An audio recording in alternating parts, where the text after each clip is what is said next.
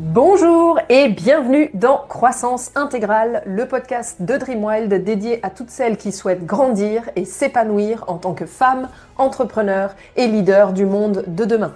Je suis Aurélie Letellier, coach professionnel certifié et consultante en stratégie marketing et d'entreprise, fondatrice de Dreamwild Personal and Business Development. Depuis plus de 10 ans, j'accompagne les femmes entrepreneurs à bâtir des entreprises vivantes, durables et profondément alignées avec leur identité et leurs valeurs. Parce que je suis totalement convaincue qu'une entreprise ne peut jamais grandir au-delà des limites de sa leader, j'ai créé ce podcast pour partager avec vous les liens entre développement personnel et croissance entrepreneuriale et ainsi vous permettre de trouver votre propre alignement entre sens, réussite et épanouissement dans votre vie.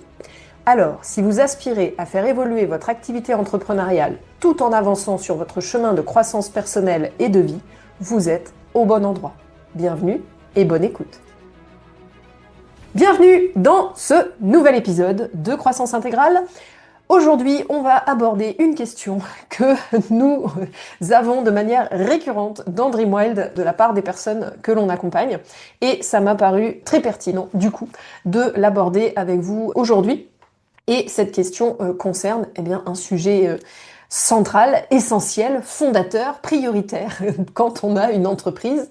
On va parler aujourd'hui des clients et surtout on va parler du manque de clients et on va parler de pourquoi votre entreprise manque-t-elle de clients. Alors, donc pourquoi on aborde ça? Bon, déjà parce que c'est un sujet qui concerne un certain nombre d'entrepreneurs, pas que les personnes qu'on accompagne dans Dreamwild. On n'a pas que des personnes qui ont des problèmes de manque de clients, mais ça concerne quand même beaucoup d'entrepreneurs. On le voit quand on va sur les forums, sur les groupes Facebook. Enfin, les forums, c'est un peu old-fashioned, mais je voulais dire les groupes Facebook, les groupes de discussion. Quand on est dans les rassemblements de groupes d'entrepreneurs en vrai, dans les cafés entrepreneuriaux, etc., etc., il y a toujours cette question qui revient de comment capter des clients, comment déjà avoir des clients, comment avoir plus de clients, etc., etc. Donc aujourd'hui, on va parler de ça et surtout, on va parler de si aujourd'hui vous êtes dans une situation où pour vous, votre entreprise manque de clients, eh bien, on va aller regarder ensemble pourquoi. Je veux vous partager que ce qu'on va aborder là, ça s'adresse pour différents stades d'entreprise. Parce que il est possible que vous soyez concerné ou que votre entreprise soit concernée par le manque de clients parce qu'elle démarre, parce qu'elle se lance et que du coup, vous avez des difficultés à obtenir vos premiers clients. Donc, ce qu'on va aborder ensemble, ça s'applique à ce stade-là. Peut-être aussi que votre activité a déjà des clients, qu'il y a déjà un certain volume de clients, mais soit il n'est pas suffisant pour assez bien vivre de l'activité ou que l'entreprise tourne, fonctionne assez bien. Et ou peut-être que vous avez une érosion aussi de la clientèle. Donc là, il y a pas mal de sujets autour de ça. On va pas tout couvrir dans cet épisode, mais ça va déjà vous apporter des éléments, des clés de conscience et de potentielle action. Et ça concerne aussi, peut-être que votre entreprise a déjà une belle clientèle, mais que vous voudriez développer plus, amplifier, être dans de l'expansion, mais que soit vous avez tenté des choses et ça fonctionne pas, soit vous osez pas y aller parce que vous vous dites je le sens pas, je pense qu'il y aura pas assez de clients dans cette nouvelle orientation, cette nouvelle direction que je veux faire prendre à l'entreprise, ou ces nouvelles perspectives, ces nouveaux projets, ces nouvelles activités, etc. Ou tout simplement amplifier encore plus ce qu'elle fait déjà. Donc, c'est ce qu'on va voir ensemble, ça vous concerne. Si votre entreprise est à l'un de ces 3 stades, ce qu'on va voir ensemble s'applique. Alors, les 3 raisons principales au manque de clients, donc on va aborder ces 3-là ensemble parce que pour moi, c'est vraiment les plus prioritaires. La première, c'est le fait que, donc si vous avez un problème de manque de clients sur votre entreprise, le problème peut très probablement en premier lieu venir d'un problème de marché. Donc d'un problème du marché auquel vous vous adressez et des personnes auxquelles vous vous adressez que vous souhaitez avoir comme client ou cliente, d'accord? Et le principal problème lié à ça, alors il y a plusieurs éléments qui définissent est-ce que un marché est un marché potentiel, est un marché porteur, etc. Mais le point, là on va se focaliser, on va être vraiment très précis. Le point principal, la principale difficulté qu'on rencontre quand on accompagne les personnes qu'elles rencontrent en fait au niveau de leurs entreprises, c'est en fait que les personnes que vous avez ciblées et par extension le marché que vous ciblez n'a pas une douleur assez forte pour du coup avoir la nécessité d'une solution et en l'occurrence de votre solution. Qu'est-ce que je veux dire par là? Alors je précise, si c'est la première fois que vous entendez ça, le terme douleur, quand j'utilise le terme douleur, c'est un terme marketing en fait. Ça veut dire en fait quelque chose qui pose problème à des personnes, et en l'occurrence vos futurs clients. Parce que, voilà, je rappelle que une entreprise, le métier d'une entreprise, c'est créer de la valeur, d'accord? Et que créer de la valeur ajoutée, et elle crée cette valeur en résolution d'un problème, de quelque chose qui pose problème à certaines personnes. Ça, c'est voilà, c'est un incontournable pour avoir un marché et pour avoir du coup une entreprise. Sa mission, une entreprise, elle est là pour utiliser des ressources et créer de la valeur ajoutée, d'accord? Et cette valeur ajoutée, elle vient en réponse à un problème, une difficulté, et donc ce que nous, d'un point de vue marketing, on appelle une douleur, d'accord? Et donc, si aujourd'hui votre entreprise manque de clients, eh bien, une des possibles raisons à identifier et donc à solutionner derrière, c'est le fait que le sujet sur lequel vous voulez apporter une solution, vous voulez aider, accompagner, fournir vos clients, etc., eh bien, pour les personnes auxquelles vous vous adressez, soit elles n'ont pas du tout de douleur, et auquel cas là, de toute façon, c'est très compliqué, et c'est là que vous vous retrouvez potentiellement à devoir essayer de convaincre, de vendre, de manipuler, etc., etc. C'est tout simplement que la personne en face, elle a pas de demande, ou en tout cas, elle n'a pas la demande pour ce que vous cherchez à proposer. Par contre, il est possible que vous soyez dans une situation où il y a une demande, mais la demande est corrélée à une douleur, une difficulté, etc., qui n'est pas assez forte, qui n'est pas assez importante pour que cette personne, ses potentiels clients, décident en fait d'avoir recours à la solution, à la valeur ajoutée de votre entreprise. D'accord? Donc il y a vraiment cette notion d'intensité de douleur et en fait de combien vos cibles sont, j'allais dire, connectées à cette douleur, non seulement conscientes de cette douleur, l'intensité à laquelle cette douleur leur pose problème. Ça, c'est vraiment quelque chose sur lequel je vous invite à mettre de la conscience et d'identifier, d'évaluer en fait l'intensité de la douleur des cibles auxquelles vous comptez vous adresser si vous êtes en démarrage ou des cibles auxquelles vous vous adressez actuellement ou des cibles vers lesquelles vous voudriez faire évoluer vos activités en fonction du stade où vous en êtes. Quel est le niveau et l'intensité de douleur de cette cible, de ces clients cibles, etc. Parce que cela détermine beaucoup de choses ensuite dans du coup la relation avec ces potentiels clients et le rapport qu'ils vont avoir dans le fait d'avoir recours ou pas à vos prestations et ou dans quelles conditions, notamment de tarifs, mais pas que, ils ou elles vont décider d'avoir recours aux solutions et donc aux prestations proposées par votre entreprise. Je vous fais ici un petit apport qui vient là aussi du domaine du marketing. En marketing, on fait une distinction entre ce qu'on appelle un business vitamine et un business aspirine, ou un business aspirine et un business vitamine. Qu'est-ce qu'on veut dire par là? Alors, je vous le partage déjà, c'est beaucoup, beaucoup, beaucoup plus difficile de vendre un business ou des prestations qu'on appelle vitamines plutôt que des prestations qu'on appelle aspirine. Pourquoi? Parce que, je pense que vous commencez à voir où est-ce que je veux en venir. En général, quand une personne prend des vitamines, elle a certes un inconfort, elle sent une baisse d'énergie, bref, elle a un problème, elle a une douleur, mais il n'y a pas forcément une très forte intensité de cette douleur. Elle est plus dans une conscience et une connaissance de l'importance d'être en bonne santé, d'entretenir sa santé, du coup d'avoir une alimentation équilibrée et que dans son alimentation, ben, peut-être qu'elle peut pas tout avoir et donc c'est important de complémenter, etc. Enfin, ça demande déjà un énorme niveau de conscience, de connaissance du sujet, d'accord? Et du coup d'être en demande de ces éléments, de la solution qui est du coup des produits de vitamines pour s'assurer de rester en bonne santé. Mais en soi, votre client, quand on est sur cet exemple de la vitamine, en soi, en général, il est plutôt en bonne santé ou avec un léger inconfort et par contre, il prend des vitamines pour régler ce léger inconfort ou pour anticiper le fait de ne pas se retrouver en carence, en manque, etc., etc. D'accord? Ça, c'est un business vitamine. Et ça implique une très forte notion de conscience, de connaissance, de compétence du client par rapport au sujet. Et surtout, c'est un business d'anticipation d'une potentielle future douleur. D'accord? Alors que ce qu'on appelle un business aspirine, eh bien, si on prend en littéral, quand est-ce qu'on prend un médicament aspirine, en vrai, dans la vie? Quand on a mal. Ok?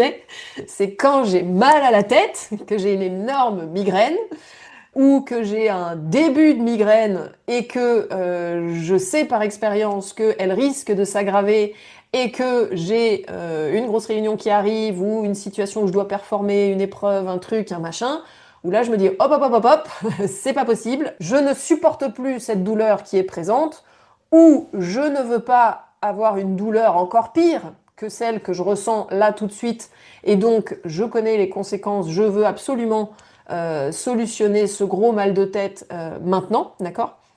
Et du coup, je prends un médicament aspirine, d'accord?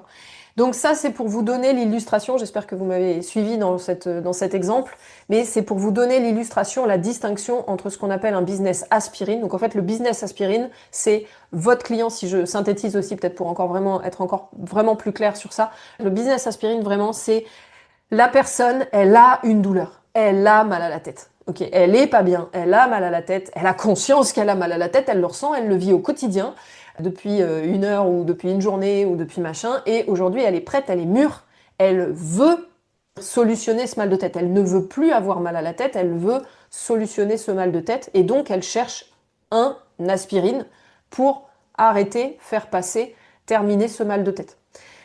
Alors que une personne qui va bien et à qui on essaye de convaincre que, attention, si elle ne prend pas de vitamines, derrière, elle risque d'avoir une dégradation de sa santé, etc., etc., mais que, voilà, aujourd'hui, en soi, elle va bien, elle n'a pas forcément de douleur, elle n'a pas forcément mal, elle n'a pas forcément, voilà, bah, forcément, la demande ne va pas être la même et on n'est pas du tout dans la même démarche d'apport de solutions et de valeur ajoutée. J'espère que ça fait sens ce que je vous partage. Donc, la première raison pour laquelle votre entreprise potentiellement manque de clients, eh bien, c'est que peut-être vous êtes positionné soit sur un sujet, une problématique, et ou une approche sur laquelle vous êtes dans quelque chose qui est plutôt vitamine, que les personnes n'ont pas forcément la douleur aujourd'hui, mais qu'il faut qu'elles anticipent qu'elles vont l'avoir, mais elles la ressentent pas encore forcément déjà. Ou vous êtes sur quelque chose de aujourd'hui ça va bien, mais il faut prendre ça en vitamine pour rester bien, etc., etc. Mais la douleur n'est pas encore assez forte par rapport à une personne qui serait dans une situation d'un gros mal de tête sur lequel elle cherche un aspirine. Donc, quelle est l'intensité de la douleur de la cible client du marché que vous ciblez aujourd'hui? Ça, c'est la première raison potentielle au manque de clients actuels de votre entreprise. La deuxième raison, peut-être que votre activité ou votre projet d'activité est positionné sur une vraie douleur. Peut-être que vous avez en face de vous des clients, un marché qui ont un vrai problème, enfin en tout cas quelque chose qui leur pose réellement problème, qui leur crée réellement de la douleur, des difficultés au quotidien, et sur lequel ces personnes sont réellement en recherche maintenant d'une solution, d'accord?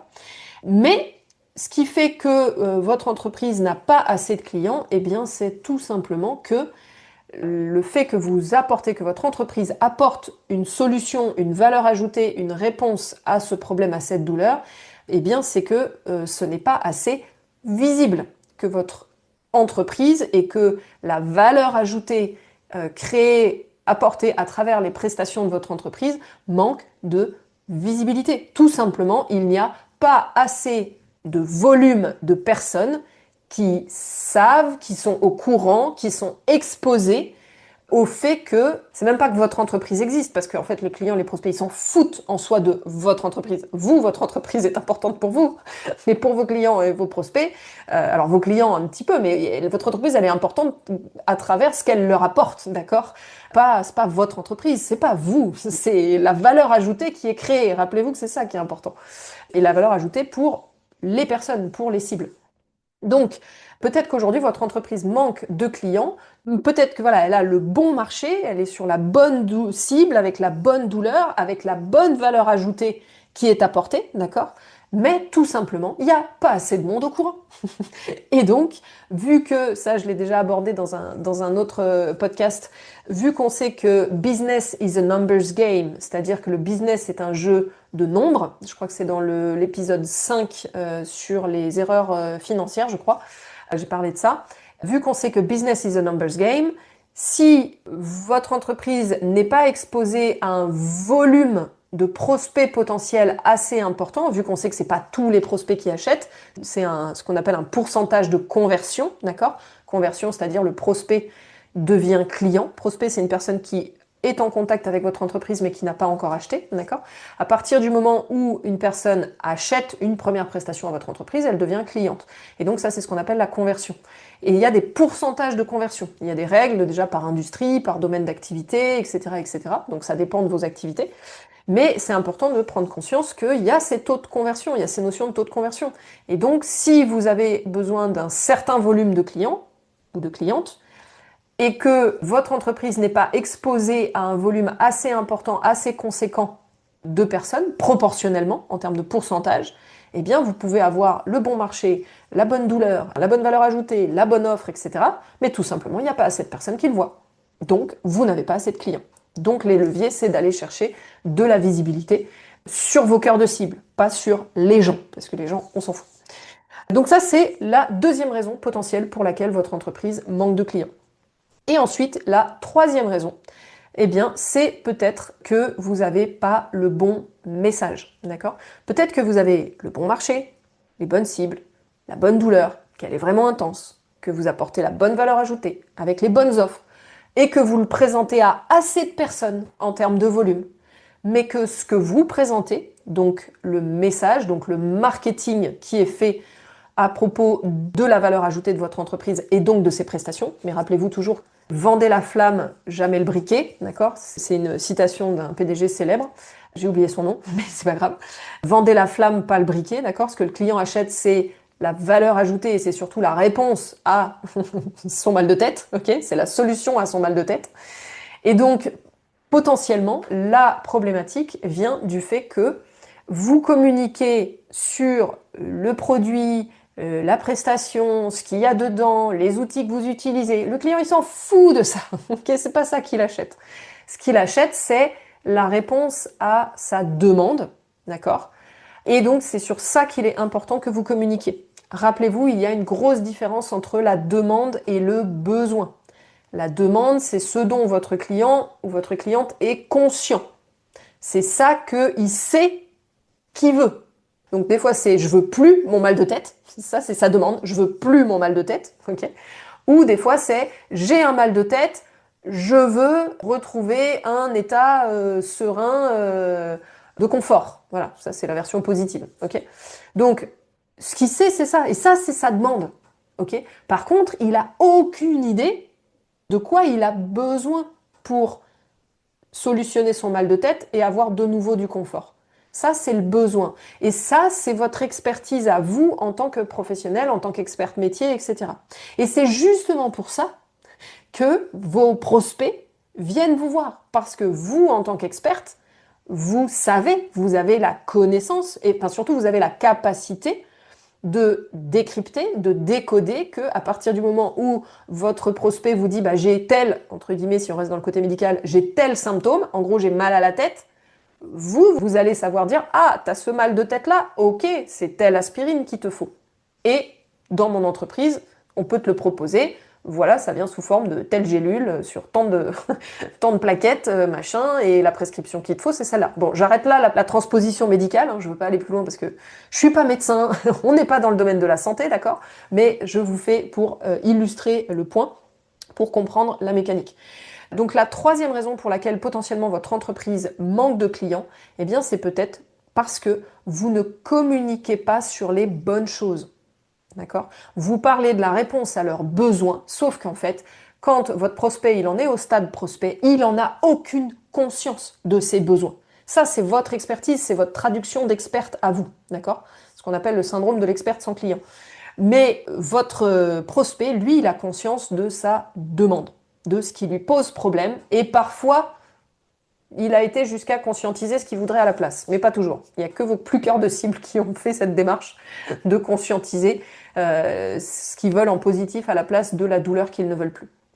Voilà, donc qu'est-ce que vous en dites? Qu'est-ce que ça vous inspire? Je vous invite à vous poser la question par rapport à votre entreprise, où se situent le ou les sources, les raisons du manque de clients de votre entreprise, si c'est ce que vous avez identifié, soit en phase de lancement, soit en phase de croissance ou d'activité quotidienne et d'un peu de croissance, soit vous voulez être vraiment en phase d'expansion, et potentiellement, soit vous avez un problème que vous êtes positionné sur un marché qui n'a pas de douleur ou qui n'a pas une douleur assez forte par rapport au cœur de valeur ajoutée que propose votre entreprise, d'accord? Soit vous avez ça, mais ça n'est pas présenté à assez de personnes, il n'y a pas assez de volume de visibilité et donc de personnes qui sont exposées à la valeur ajoutée apportée à votre entreprise par rapport à cette douleur. Et enfin, peut-être que vous avez tout ça, mais que la manière dont vous présentez la solution à la douleur, dont vous présentez les offres, etc., vous passez votre temps à parler de la réponse aux besoins, alors que ces personnes n'en ont pas conscience et donc ne se sentent pas concernées. Et donc là, c'est vraiment un sujet autour du marketing et derrière de la communication. Mais encore une fois, la communication, c'est pas parler de ses produits en disant j'ai une super formation, elle contient tels outils et donc c'est pour ça qu'elle est géniale. C'est absolument pas ça, ok? La communication, en fait, c'est utiliser les meilleurs canaux, les meilleurs outils comme véhicule, comme moyen pour justement entrer en lien avec vos cœurs de cible, pas avec les gens, et porter le message qui va toucher, qui va faire mouche, entre guillemets, à vos cœurs de cible, parce que vous allez leur parler de leurs demandes, de leurs émotions, etc., et pas de leurs besoins, dont ils n'ont pas encore conscience. Et justement, vous allez leur apporter déjà dans votre communication de la valeur pour qu'ils conscientisent les besoins par rapport à leurs demandes, d'accord? Mais il y a des étapes importantes et il y a un ordre dans lequel faire les choses, sinon ça fonctionne pas. Voilà, donc qu'est-ce que vous en dites par rapport au manque de clients potentiellement de votre entreprise? Dites-moi en commentaire, laissez-moi un message, n'hésitez pas à me poser des questions aussi si vous voulez, et n'hésitez pas à me contacter si vous voulez qu'on en parle ensemble. En tout cas, merci d'avoir passé ce moment avec moi au cœur de Croissance Intégrale. Si cet épisode vous a inspiré, je vous invite à le partager autour de vous et à lui offrir 5 étoiles sur votre plateforme d'écoute préférée. Vous soutiendrez ainsi toute l'équipe de Dreamwild qui œuvre au quotidien pour vous proposer ce podcast et vous permettrez également à d'autres magnifiques femmes entrepreneurs du vivant de découvrir les clés pour faire grandir leurs rêves, leurs entreprises et s'épanouir dans leur vie. On se retrouve très bientôt pour un nouvel épisode pour continuer à grandir pas à pas en tant que femme, entrepreneur et leader au service d'un monde meilleur. D'ici là, restons en lien et poursuivons ensemble notre croissance intégrale. Je vous embrasse.